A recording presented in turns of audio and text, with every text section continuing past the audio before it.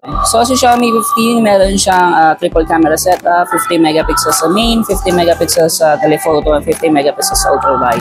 And meron siyang 32 megapixel pagdating sa front camera.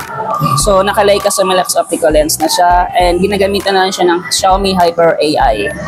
And yung processor na gamit niya is Snapdragon 8 Elite na mobile platform na mayroong 3 nanometer. And then yung screen protection na gamit po natin is meron siyang Xiaomi Shield Glass na 10 times much stronger compared sa Corning Gorilla Glass.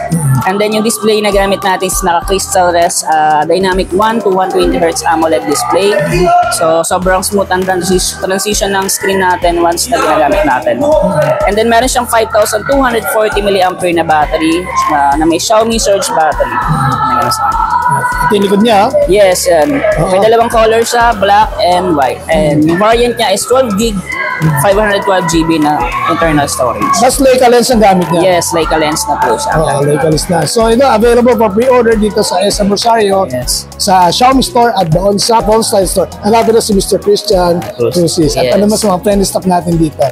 Okay, yan po. Thank you so much for 49,999 na kanyang price.